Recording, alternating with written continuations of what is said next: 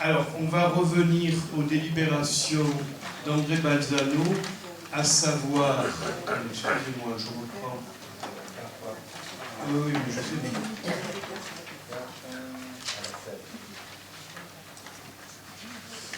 La 4.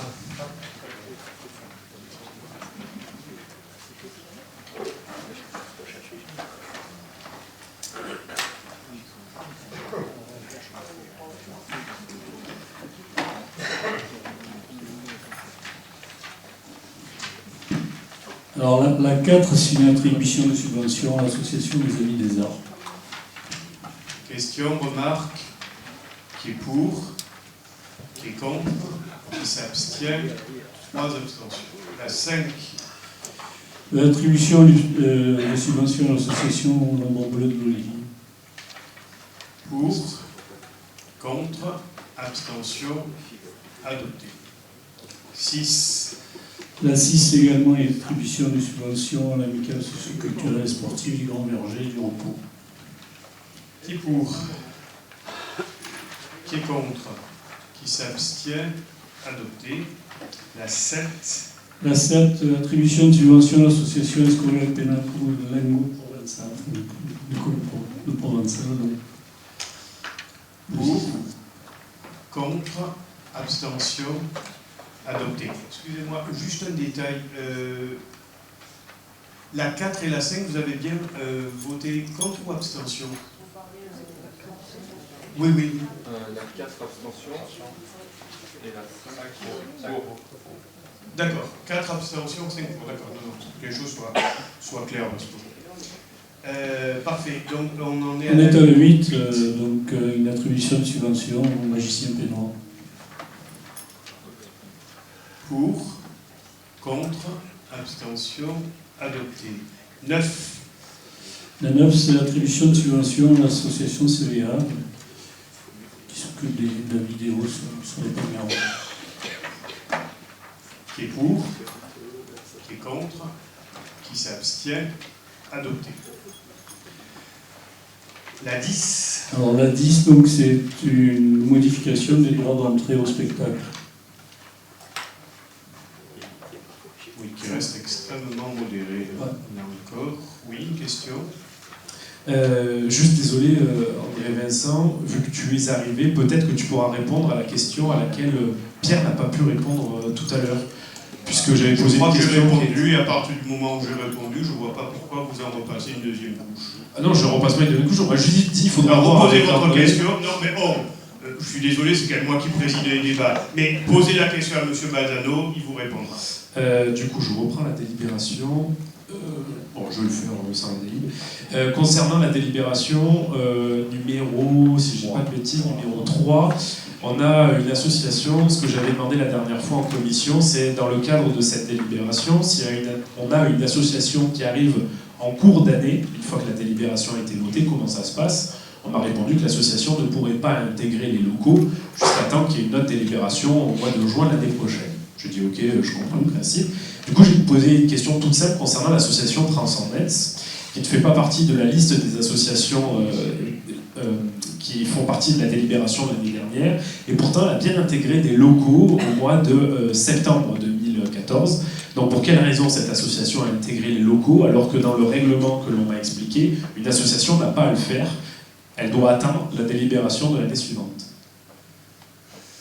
Là, je ne sais pas qu'est-ce qu'on vous a répondu, mais je peux Tout le monde, bon, c'est tout, c'est pas, c'est génial. Ok, merci. Je sais pas. Non, à partir du moment où une association, on a des locaux disponibles, on ne va pas bloquer les associations, je ne sais pas. Hein. Oui, c'est à peu près ce que je réponds. Donc à quoi sert la délibération? Alors c'est pour ça qu'on n'a pas pris part au vote, parce que dans ce cas-là, pourquoi faire une délibération si elle ne sert à rien? L'année d'avant, ça me revient, parce qu'on ne peut pas tout avoir comme ça du tac au tac.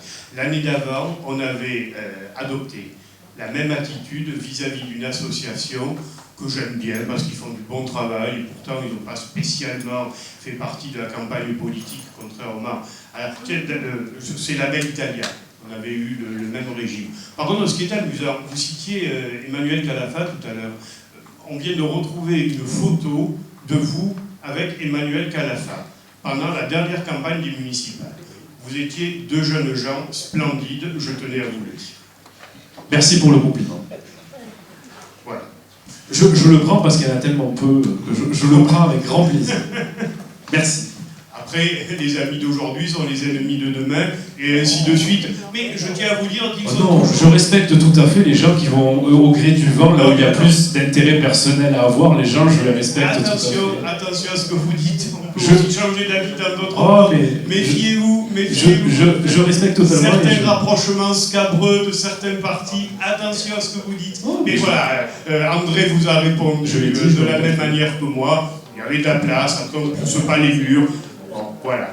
Mais je crois, vous l'avez cité vous-même, que cette association a l'intention de ne pas rester, c'est ça? C'est ce que j'ai entendu dire, je ne les ai pas rencontrés. C'est ça? Voilà, je les comprends, plutôt qu'entendre les choses comme ça. Alors, où on en est? Alors, les tarifs. La question, je mets aux voix. Qui est pour? Qui est contre? Qui s'abstient? Adopté. La 11. Alors là, c'est une convention de partenariat donc avec l'Institut du métier du son et de l'audiovisuel. Nous avons des techniciens qui viennent se former, qui aident notre personnel au niveau de la commune. Donc voilà. Qui est pour? Qui est contre? Qui s'abstient? Adopté. Ils font un travail remarquable. Oui, tout à fait.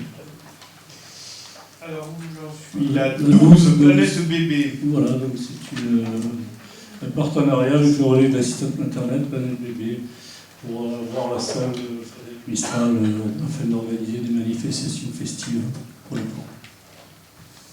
Pour, contre, abstention, adopté. Tambourin. Convention de partenariat également donc avec le Tambourin Club. Association exemplaire. Ouais. Qui est pour, qui est contre, qui s'abstient, adopté. Convention, 14. pardon, la 14, convention de l'objectif donc, avec les Amis des Arts, qu'on a vu tout à l'heure pour la subvention, donc avec l'organisation de différentes manifestations. Qui est pour, qui est contre. Oui, pardon, excusez-moi. Oui, allez-y. Je dis donc que dans cette délibération 14, l'organisation du salon de l'imaginaire, l'organisation du salon de livres de jeunesse et autres actions visant à mettre en œuvre les objectifs énoncés ci-dessus. Est-il possible de savoir quelles sont ces autres activités? Là, il y a des activités. Nous pensons que la subvention est quand même assez conséquente. Oui, des activités qui se déroulent au niveau des écoles, etc., l'invitation d'auteurs, etc., auprès des enfants, qui se font régulièrement chaque année. Donc, les auteurs sont quand même un peu défrayés. Voilà, c'est pour lancer un petit peu le salon du livre, et ça permet d'animer au niveau des écoles différentes classes et de découvrir une certaine littérature au niveau des écoles. Voilà.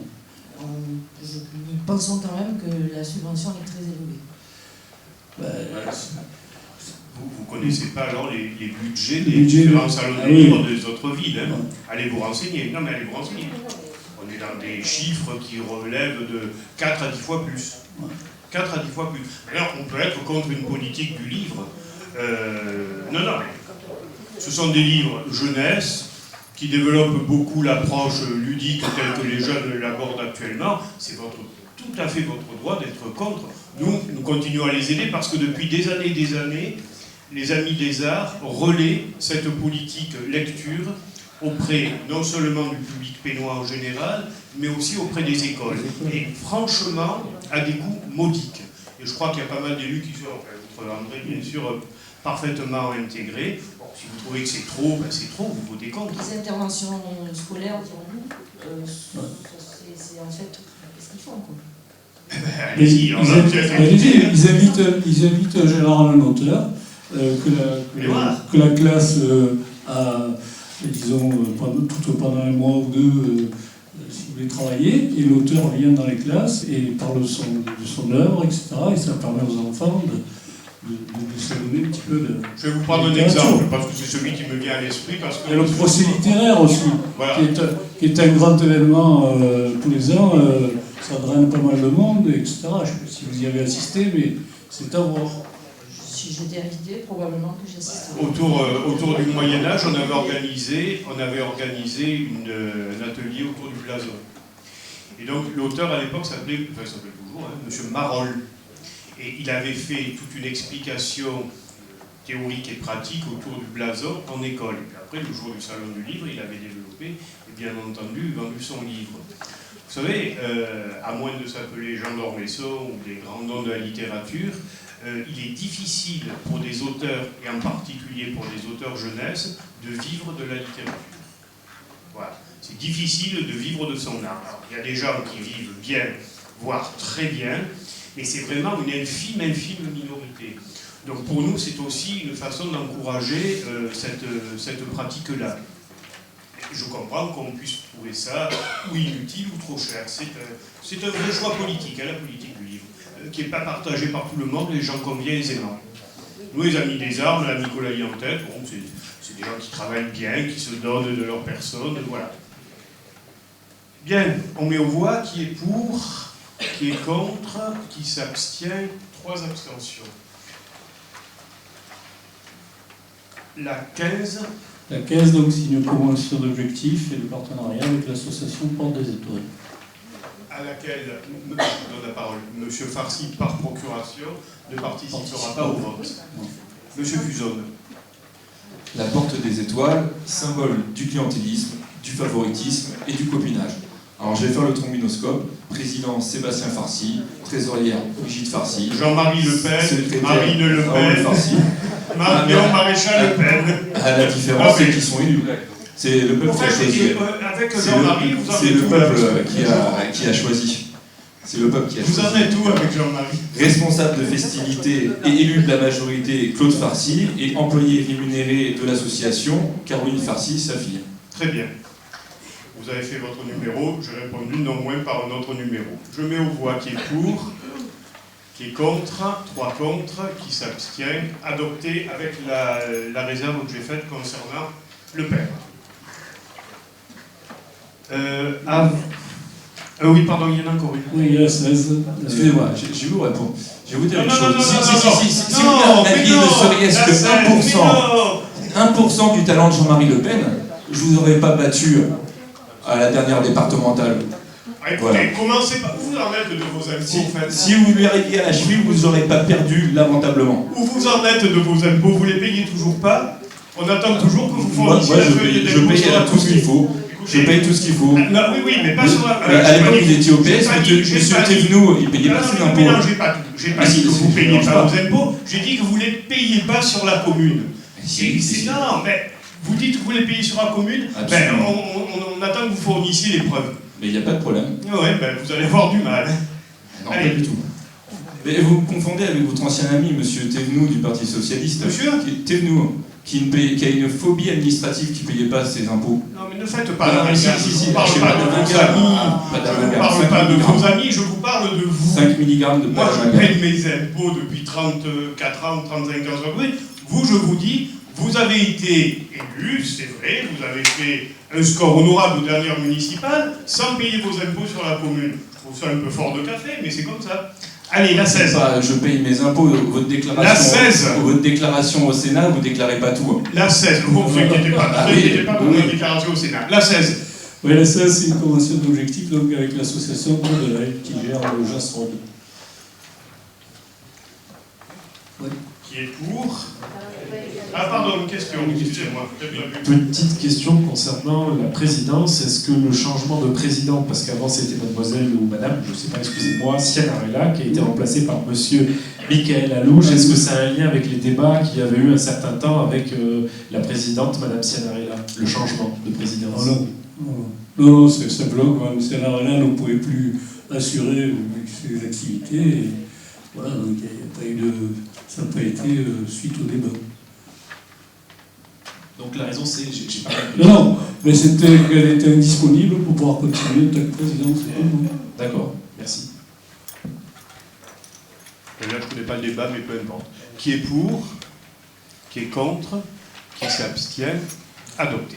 Alors, avant de passer à la suite, je voudrais remercier les élus qui s'occupent des associations sport et culture, en particulier André Balzano, Pierre Conarelli, mais aussi les autres élus qui lui sont associés. Et rappeler que c'est un véritable choix que nous avons fait de ne pas baisser les subventions aux associations cette année.